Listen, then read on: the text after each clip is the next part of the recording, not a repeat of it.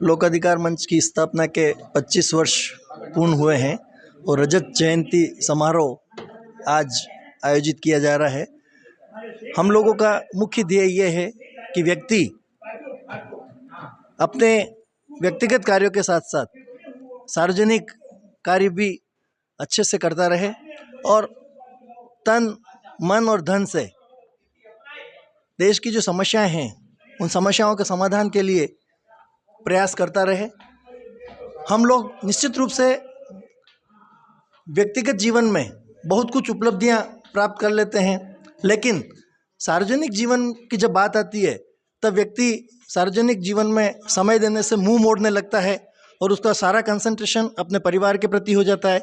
तो यहाँ देखने वाली बात यह है कि हम क्या अपने जीवन में कुछ समय अपने व्यक्तिगत जीवन से निकाल करके सार्वजनिक जीवन में जनहित की समस्याओं के समाधान के लिए दे पाते हैं अथवा नहीं दे पाते हैं।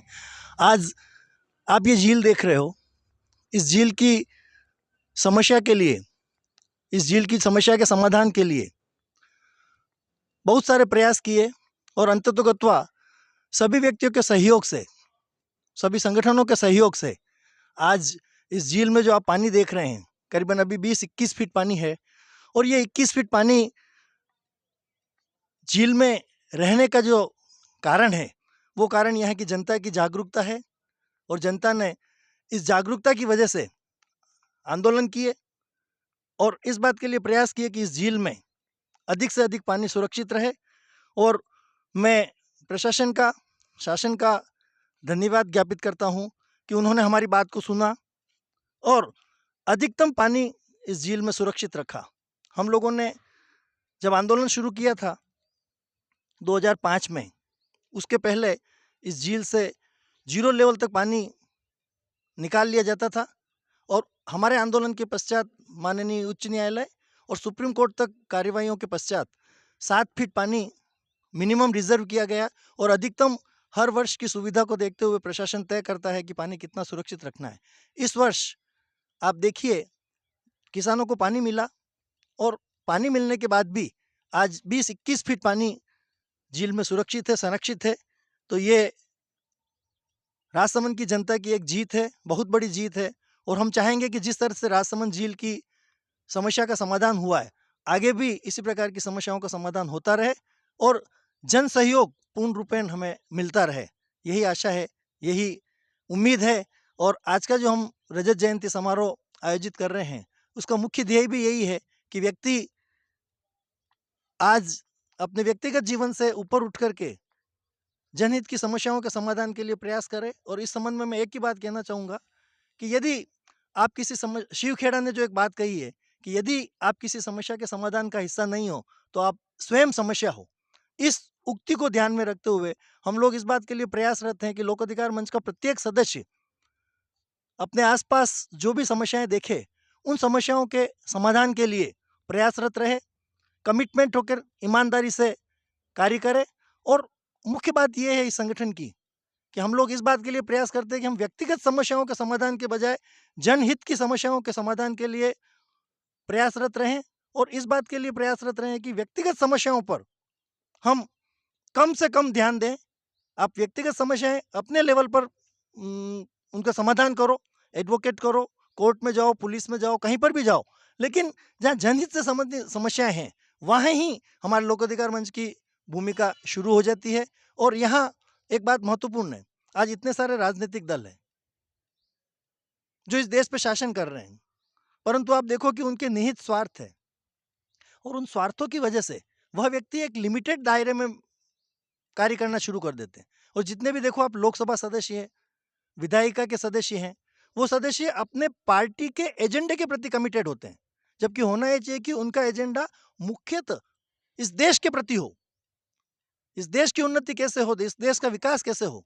परंतु हम लोग इसके बजाय देख रहे हैं कि ये जो नेता चुन करके जाते हैं संविधान के तहत, वो व्यक्ति बजाय इस देश हित के पार्टी के प्रति कमिटमेंट करना शुरू कर देते, पार्टी के प्रति कमिटेड होते हैं। तो हम ये चाहते हैं कि इस देश के जो चुने हुए प्रतिनिधि है वह राजनीतिक दलों के बंधुआ मजदूर बनकर के नहीं रह जाए, अपनी स्वतंत्र सोच रखे और स्वतंत्र सोच के साथ-साथ इस राष्ट्र की उन्नति कैसे हो, इस राष्ट्र के व्यक्तियों का कर्तव्य इस राष्ट्र के प्रति कैसे अधिक से अधिक जागृत हो, उसके प्रति होना चाहिए। तभी हम समझ पाएँगे कि इस स्वतंत्र भारत में हमने जो जन्म लिया है, हमने अपने कर्तव्य का निर्वहन किया है। अन्यथा ये देश बहुत मुश्किल से, बहुत बलिदानों के पश्चात और बहुत संघर्षों के पश्चात आज़ाद हुआ है। इस देश की आज़ादी को बरकरार रखना है तो हमारे युवाओं को, देश के युवाओं को आगे आना पड़ेगा और उन्हें कमिटमेंट होकर के इस देश की उन्नति के लिए कार्य करना पड़ेगा। और आज का जो उत्सव है, हम लोगों का मुख्य ध्येय यही है कि हम अधिक से अधिक इस देश में किस तरह से बिना क्रांति लाए, केवल जन भावना जागृत करके और बिना खून खराबे के अहिंसात्मक रूप से हम इस देश को कैसे आगे बढ़ा सकते हैं, ये हमारा मुख्य ध्येय है। और हम चाहते हैं कि लोक अधिकार मंच के उद्देश्यों के साथ जितने युवा इस संगठन के साथ, जितनी महिलाएं, जितने पुरुष इस संगठन के उद्देश्यों के साथ जुड़ सकते हैं, इन संगठन को आगे बढ़ा सकते हैं, इस संगठन के उद्देश्यों को आगे बढ़ा सकते हैं, वो महत्वपूर्ण है। और अंत में मैं ये बात कहना चाहूँगा, हमारा लोक अधिकार मंच जो एनजीओ है वह स्वैच्छिक है। हमारे यहाँ पर जितने भी कार्यकर्ता हैं वो अपने पॉकेट से खर्च करके इस प्रकार के सारे कार्यक्रम करते हैं और हमारा उद्देश्य गैर राजनीतिक है। हम किसी राजनीतिक दल के उद्देश्यों के साथ, राजनीतिक दल की विचारधारा के साथ जुड़े हुए नहीं। हमारा एक ही ध्येय है कि हम इस देश को कैसे आगे बढ़ा सकते हैं, इस देश की उन्नति कैसे कर सकते हैं। तो हमारा जो मुख्य ध्येय है, उस ध्येय में हम निरंतर आगे बढ़ रहे हैं और आज बहुत सारे राज्यों में लोक अधिकार मंच की शाखाओं का विस्तार हो चुका है।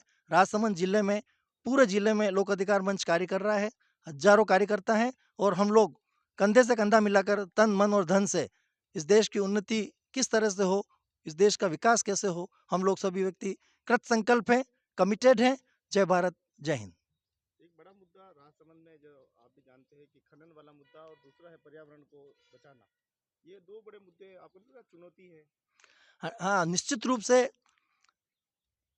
हमारा सौभाग्य भी है कि राजसमंद एक उज्जवल खनन क्षेत्र है। यहाँ पर बहुत सारे खनिज पदार्थ निकलते हैं, मार्बल है, ग्रेनाइट है और दूसरे जो पदार्थ हैं वो निकलते हैं। निश्चित रूप से देश की उन्नति के लिए खनन कार्य जरूरी है, परंतु इस देश में वातावरण को सुरक्षित रखना, पर्यावरण को सुरक्षित रखना, यहाँ के व्यक्तियों के स्वास्थ्य की सुरक्षा करना बहुत महत्वपूर्ण है।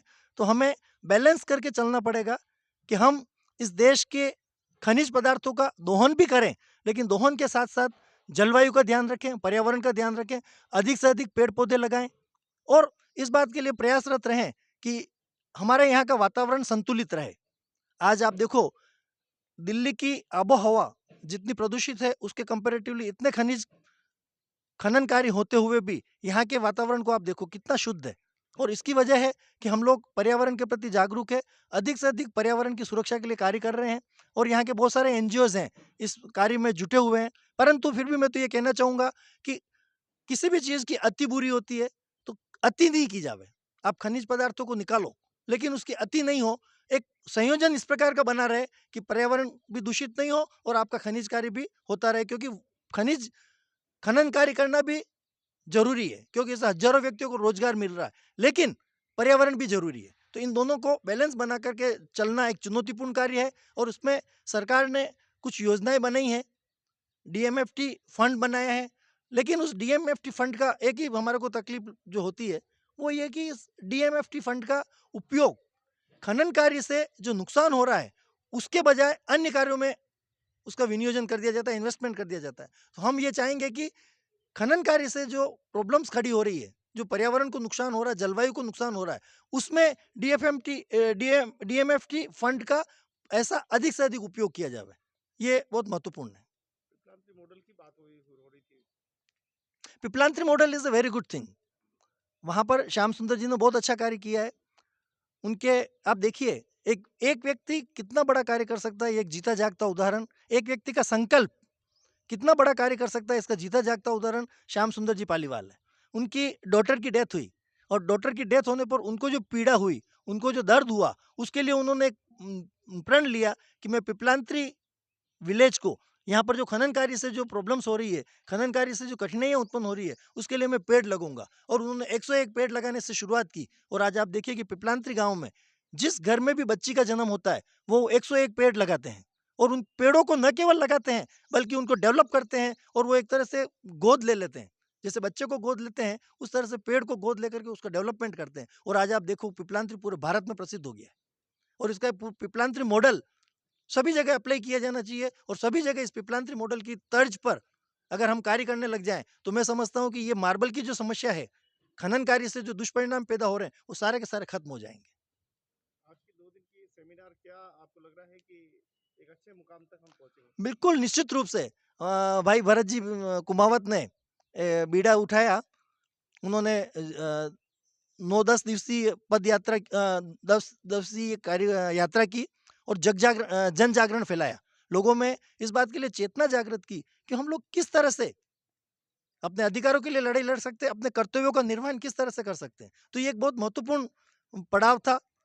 मैं इसके लिए भरत जी कुमावत को धन्यवाद ज्ञापित करूँगा। लोक अधिकार मंच के जितने भी हमारे तहसील अध्यक्ष हैं, तहसील सदस्य हैं, जिन्होंने इस यात्रा को सफल बनाने में अपना योगदान दिया है, उसको मैं धन्यवाद ज्ञापित करना चाहूँगा और ये चाहूँगा कि ये जो यात्रा संपूर्ण हुई और आज जो हमारा कार्यक्रम कल भी ये कार्यक्रम हुआ था, लाइफलाइन ऑफ इंडिया, इसी तरह से आज के कार्यक्रम में भी हम लोग इस बात के लिए प्रयासरत हैं कि हम हमारे कार्यकर्ताओं को अधिक से अधिक जागरूक कर सकें। उनमें इस प्रकार की प्रेरणा जागृत हो जाए कि वो व्यक्ति एक अकेला इकाई नहीं है, वो पूरा एक लोक अधिकार मंच है। इस तरह की एक व्यक्ति में इस प्रकार की भावना जागृत हो जाए, इस प्रकार की कमिटमेंट जागृत हो जाए, तो मैं समझता हूँ कि ये जो इस प्रकार के जो कार्यक्रम होते हैं, इस प्रकार के कार्यक्रमों से एक उत्थान की एक लहर उठती है, बदलाव की एक लहर उठती है और हम लोगों ने जो एक मॉडल जिले के रूप में राजसमंद को चयनित किया एक तरह से और हम राजसमंद को एक मॉडल जिले में विकसित करना चाह रहे हैं ताकि यहाँ पर अधिक से अधिक एनजीओ सभी एनजीओ मिलकर के हम लोग इस बात के लिए भी प्रयासरत है आगामी वर्ष में हम इस प्रकार की एक योजना बनाई है कि हम यहाँ के जो स्थानीय स्तर के जितने भी एनजीओज हैं उन एनजीओ को एक माला के रूप में पिरो लें।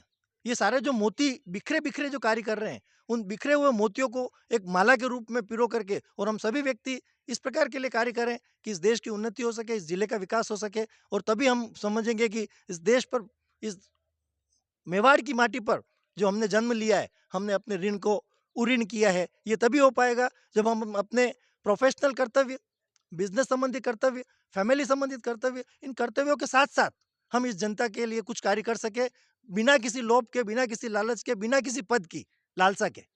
तब जाकर के हम कह सकते हैं कि हाँ, हमने लोक अधिकार मंच की इकाई जो स्थापित की थी और आज हम देश के विभिन्न प्रांतों में जा रहे हैं, विभिन्न प्रांतों में हमारा फैला हुआ है, वो तभी सफल होगा जब हम कमिटमेंट के साथ इस देश के लिए कुछ कार्य कर सकें, इस धरती के ऋण को हम चुका सकें, तभी हम इस बात में सफल हो पाएंगे।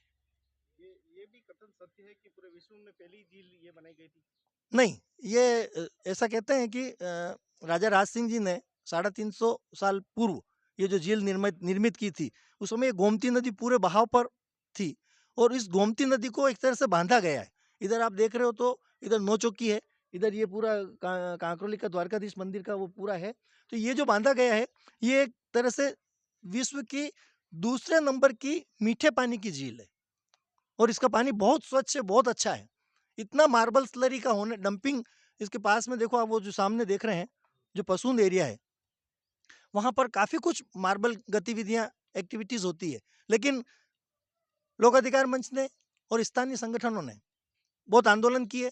हम लोगों ने जाकर के वहाँ पर व्यक्तिगत रूप से परिश्रम किए और इस बात के लिए प्रयास किया कि स्लरी राजसमंद झील में नहीं आ पाए। तो आप देखो आज आज भी इतना मार्बल खनन कार्य होने के बावजूद भी आप पानी को देखो, कितना स्वच्छ पानी है।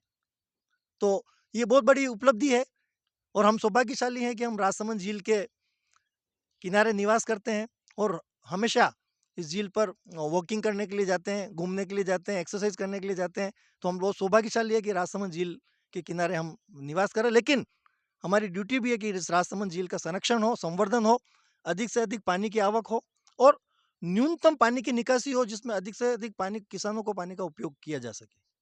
आगम क्या योजना आपने बनाई, क्योंकि गांव शहर में बदल रहे हैं, एक तेज विस्तार हो रहा है, गंदा पानी आप शुरू से ही मुसीबत बना हुआ है, उदयपुर की सारी जिले आप जानते हैं निकल गया है, क्या राजसमंद को बचाना चुनौती होगा? बिल्कुल निश्चित रूप से development is necessary for developing the country. निश्चित रूप से इस देश को देखो या इसके पुराने इतिहास को देखो, डेवलपमेंट निरंतर होता रहता है, आज भी निरंतर हो रहा है। और डेवलपमेंट के साथ-साथ कुछ कुरीतियाँ, कुछ प्रॉब्लम्स क्रिएट होती है। और जब विकास के साथ, ऐसा कहते हैं कि जब आप विकास करते हो तो विनाश भी साथ-साथ चलता है। तो इस विकास के साथ-साथ हमें विनाश के खतरों से सावधान रहना पड़ेगा और देखना पड़ेगा कि हम कैसे सुनियोजित विकास कर सकते हैं। जब तक आप कस्बे का विकास, जिले का विकास सुनियोजित तरीके से नहीं करोगे, तब तक आपको परेशानियाँ झेलनी पड़ेगी। ये पानी के जो प्रॉब्लम्स है, आप शहरों में देखो, थोड़ी-सी बरसात आती है और वहाँ पे पानी इकट्ठा हो जाता है। पानी निकासी की समुचित व्यवस्था नहीं होती है। तो इसका कारण है कि सुनियोजित डेवलपमेंट नहीं हुआ है। तो हम लोग ये चाहेंगे कि आने वाले वर्ष में, जो हम लोगों ने 1 वर्ष का जो प्लान किया है, उसका मुख्य ध्येय भी यही है कि हम राजसमंद का सुनियोजित विकास कैसे करें? जो आप जितने कन्वर्जेंस होते हैं, जितने कंस्ट्रक्शंस होते हैं, वो कंस्ट्रक्शंस और इस प्रकार के होने चाहिए कि आगामी समय में पानी की सुनियोजित व्यवस्था हो, पानी की निकासी की व्यवस्था अच्छी हो, कितना भी पानी बरसे, लेकिन वो पानी बह करके और आगे चला जाए और उसका पानी का भी उपयोग हो। तो ये बहुत एक चुनौती तो है ही।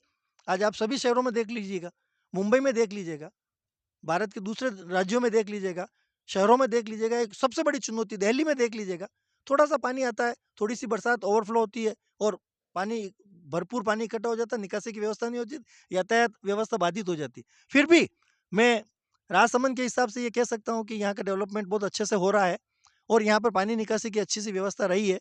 राजा राज सिंह जी ने जो शहर बसाया था, उनकी सोच जो थी, उस सोच के अनुरूप यहाँ पर इतनी प्रॉब्लम्स नहीं है। फिर भी हम चाहेंगे कि आने वाले वर्षों में इस डेवलपमेंट के साथ-साथ, सुनियोजित विकास के साथ-साथ इस प्रकार की व्यवस्था रहे कि भविष्य में इस प्रकार की चुनौतियों का सामना नहीं करना पड़े। उन चुनौतियों को पहले से ध्यान में रख कर के फिर हम डेवलपमेंट करें। एक नया वॉल्यूशन शुरू हो चुका है, कल पूरी कोर्ट खाली हो गई। इस वॉल्यूशन से कैसे निपटेंगे? और न्याय प्रणाली पे आपने जो कहा, फिर वो देरी हो रही है, तो ये क्या?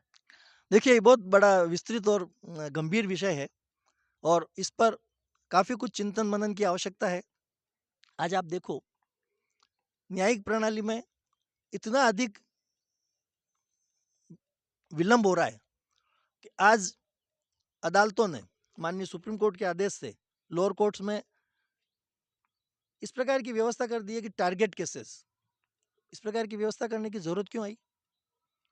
समय पर अगर आप न्याय कर लेते, तो आज मुकदमों को अंबार नहीं लगता और आज डिसीजन के बजाय डिसीजन नहीं हो रहे हैं, एक तरह से निस्तारण हो रहा है। ये स्थिति बड़ी खतरनाक होती है। जब कोई व्यक्ति न्यायालय के शरण में आता है, न्याय प्राप्ति के लिए शरण में आता है और जल्दबाजी में निर्णय के बजाय डिस्पोजल कर दिए जाते हैं, वो बहुत खतरनाक स्थिति होती है और उससे देश के जनता में अविश्वास की स्थिति पैदा होती है। आज न्यायिक प्रणाली में काफ़ी कुछ सुधार की ज़रूरत है और न्यायिक प्रणाली में सुधार के साथ-साथ सकारात्मक बदलाव होने चाहिए, जिससे जनता को ये नहीं लगे कि साहब ये केवल एक प्रैक्टिकल नहीं होकर के एक थ्योरेटिकल किया जा रहा है। आज मुकदमों का अंबार है, नो डाउट, क्योंकि अदालतों की संख्या कम है। आपको मैं एक उदाहरण देता हूँ। राजसमंद में एनआई एक्ट के मुकदमे हैं, चेक डिसऑनर के मुकदमे। आज उस एक अदालत है, सिर्फ एक अदालत हमारे राजसमंद जिला मुख्यालय पर और उसमें मोर देन 10,000 केसेस पड़े हुए हैं, पेंडिंग है। आज आप देखो कि एक कोर्ट पर 1500 से 2000 से अधिक मुकदमों का वो सही तरीके से संचालन नहीं कर सकते, सही तरीके से निर्णय नहीं कर सकते। एक कोर्ट पर आप 10,000 मुकदमों को भार डाल दो, 5 कोर्टों के भार को एक कोर्ट कहाँ तक कर पाएगी? और फिर आप कहोगे 2 साल 3 साल निकलेंगे, फिर आप कहोगे साहब ये तो टारगेट केस की सूची में आ गया है, हम इसको डिस्पोज़ करेंगे। फिर डिस्पोज़ में क्या होता है, ना तो एविडेंस का मौका मिलता है व्यक्ति को, ना सुनवाई का पूरा मौका मिल पाता है और वो जल्दबाजी में ना जजेस के पास इतना समय होता है कि वो मुकदमों को जल्दी से निस्तारित कर सके और न्यायपूर्ण तरीके से निस्तारित कर सके। तो ये बहुत बड़ी भयंकर समस्या है, गंभीर समस्या है। आज इस प्रकार की अगर व्यवस्था जारी रही, तो मेरे को एक शंका है कि फेल्योर ऑफ जस्टिस वाली सिचुएशन नहीं पैदा हो जाए। असंतोष इस रूप में नहीं पैदा हो जाए कि व्यक्तियों का विश्वास कोर्ट से उठ जाए। तो ये बहुत गंभीर चिंतन की विषय है और इस पर बहुत गंभीरता से कार्य करना पड़ेगा। अदरवाइज़ सिस्टम की फेल्योर की संभावनाएँ पैदा हो गई है और वो बहुत गंभीर चुनौती है हमारे लिए कि न्यायिक व्यवस्था को हम कैसे अधिक से अधिक जनता के लिए उपयोगी बना सकें, अधिक से अधिक कोर्ट्स की स्थापना कर सकें और आप देखना जो प्रोसीजरल है, उस प्रोसीजरल को भी सुधारने की ज़रूरत है। आज निसंदेह हमने अंग्रेज़ों के ज़मानों के बने हुए कानून को परिवर्तित तो कर दिया, लेकिन बड़ा दुःख का विषय है कि आपने केवल नाम परिवर्तित किए हैं। केवल धाराओं, सेक्शंस को परिवर्तित किया है, उनका क्रम चेंज कर दिया है, लेकिन उनकी जो लैंग्वेज है, लगभग 90% वो की वो डिट्टो लैंग्वेज आपने उसमें परोस दी। तो इस प्रकार के परिवर्तन से इस देश का उत्थान नहीं हो सकता। आपको आमूल-चूल परिवर्तन करना पड़ेगा, आपको विचार करना पड़ेगा, सोचना पड़ेगा कि हम कैसे इसका परिवर्तन करें ताकि जनता को अधिक से अधिक लाभ मिले। अभी तो स्थिति ये है, जैसे आईपीसी, सीआरपीसी पहले थी, वैसे की वैसी नई संहिताएँ में धाराओं में वो क्यों बात लिख दी गई। इस प्रकार के परिवर्तन से हम संतुष्ट नहीं हैं। गवर्नमेंट ने बहुत अच्छा काम किया, नाम चेंज कर दिया कि हम अंग्रेजों के ज़मानों के कानून को हमने परिवर्तित कर दिया, बस। ये एक ऊपरी तौर से है, लेकिन धरातलीय हकीकत ये है कि आज भी वही धाराएँ दूसरे रूप में लागू है। ये एक अच्छी स्थिति नहीं है, इसको परिवर्तित करना पड़ेगा और मैं तो ये कहता हूँ कि इस न्यायिक प्रणाली की पूरी समीक्षा की ज़रूरत है कि हम किस तरह से न्यायिक प्रणाली में सुधार कर सकते हैं।